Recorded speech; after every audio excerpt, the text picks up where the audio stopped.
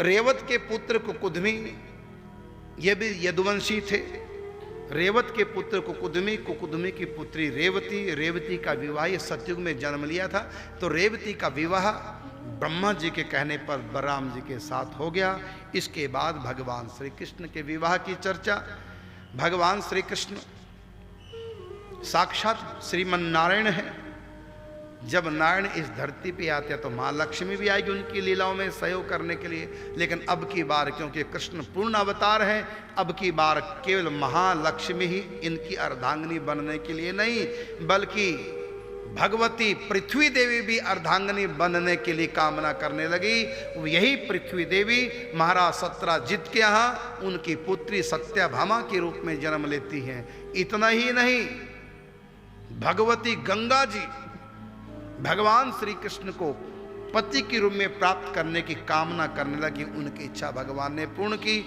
भगवती गंगा जी उज्जैन के राजा के यहाँ उनकी राजकुमारी के रूप में मित्रवृंदा नाम से प्रकट होती हैं। ये भगवती गंगा जी जो श्री कृष्ण को पति के रूप में प्राप्त करती हैं। इतना ही नहीं, भगवती सरस्वती भी मध्य देश के राजा की राजकुमारी के रूप में लक्ष्मणा के रूप में प्रकट होती हैं भगवती सरस्वती, और श्री कृष्ण को पति के रूप में प्राप्त करती हैं। इतना ही नहीं, भगवती जमुना जी भी, सूर्या पुत्री जमुना जी भी कालिंदी के रूप में प्रकट होकर तपस्या करती हैं और अंत में श्री कृष्ण की पति के रूप में प्राप्ति कर लेती हैं।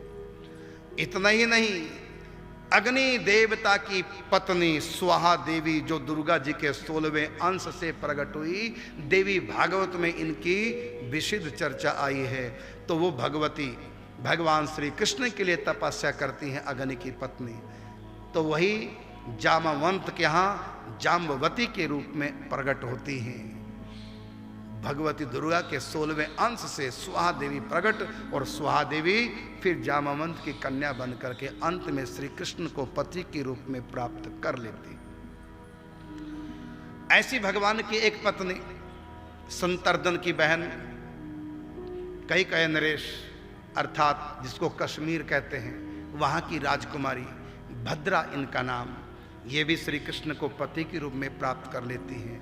इतना ही नहीं, जिसको आजकल छत्तीसगढ़ कहते हैं, यहाँ के राजा नागनजित, उनकी पुत्री नागनजिती जिनका एक नाम सत्या भी है, वो भी श्री कृष्ण को पति के रूप में प्राप्त कर लेती हैं। और इतना ही नहीं, 16,100 कन्या जो भौमासुर की कैद में थी, भौमासुर का वध करके भगवान श्री कृष्ण उन सबको भी अंगीकार कर लेते हैं। इस प्रकार भगवान की 16,108 रानियां हुई। कई कहते हैं ये कैसे भगवान, ये कौन सी मर्यादा भगवान की 16,108 विवाह? इसका उत्तर है, एक विवाह तो कोई भी कर ले, ये कौन सी बड़ी बात है। यही भगवान की मर्यादा है। वो अनंत अनंत रूप से अनंत अनंत विवाह कर सकते हैं। तभी तो सिद्ध होगा कि ये व्यक्ति इंसान नहीं है, ये भगवान ही है, क्योंकि ऐसा भगवान ही कर सकते हैं। 16,108 भगवान के विवाह हुए।